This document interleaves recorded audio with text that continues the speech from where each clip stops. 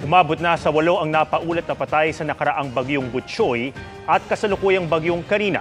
Sa Bulacan naman, sa pilitan ng inilikas ang ilang residente dahil sa biglang pagtaas ng baha na umabot hanggang dibdib. Nakatutok doon live si Mariz Umali. Mariz.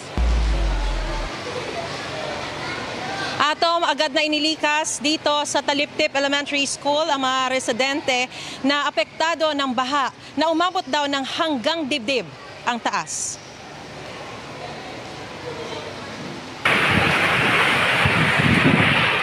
Sa kasagsagan ng buhos ng ulang dala ng bagyong Karina na humila pa sa habagat, sinabayan ng high tide at pinalala ng matinding agos ng tubig na galing pa raw sa San Jose del Monte, Santa Monica, Bocaue, Marilao at Maykawayan, Bulacan.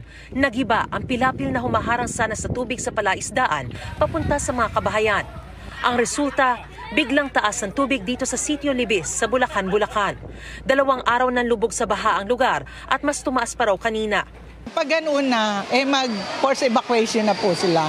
Kasi po ma'am, malakas po yung agos.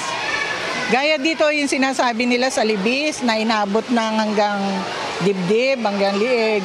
Pumunta po sa kabahayan yun, malakas po agos yun. Kaya affected po sila. Delikado po yun. Kakakandak po kayo ng rescue operation din po sa Sitio Libis, Barangay Taliptip, Bulacan. Kasi bakit po ng tubig? Nasira na po kasi yung mga pilapil dito. Kaya po ang tubig dire-diretso na sa baryo. Si Nanay Adora nahirap makalakad dahil sa kondisyon ng kanyang paa. Kinailangan ng isalbabida para ma-rescue. Kasama rin niyang inilikas ang asawang senior citizen, buntis na anak at mga apo. Mas mataas po ngayon. Kinakabahan po kami kasi lalo pag may mga apo ako, mga bata. Mas malaki po yung tubig, mas marami po. Yung sa area namin medyo mataas hanggang dito. Pero yung kila nanay sa area nila medyo malalim hanggang leeg. PWD rin si Nanay Belia na kabilang sa unang inilikas. Kaya kami biglang napalipat ang tubig hanggang dito. Kahit ako hindi nakakalakad, pero nakalangoy ako. Naku sira-sira na kahoy yung ibaba ng bahay namin Kasi siyempre, hampas lang alo. Kahoy naman, buti kung bato yun Hanggang balikat na po, halos mga ibang kabahayan. Dahil po sa pagbaha, halos hindi na makapaghanap buhay yung ibang tao.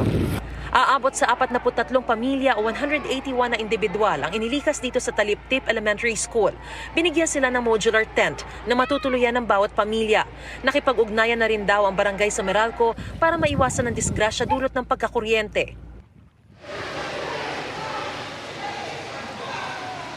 Alam mo, Atom, katatapos lamang ng Brigada Eskwela dito sa Taliptip Elementary School. Kaya hanggat maaari ay iniingatan na marumihan itong mga silid-aralan.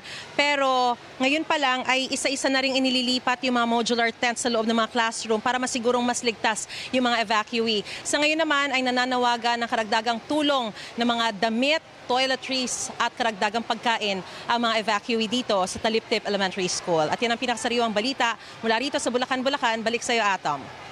Maraming salamat, Mariz Umali.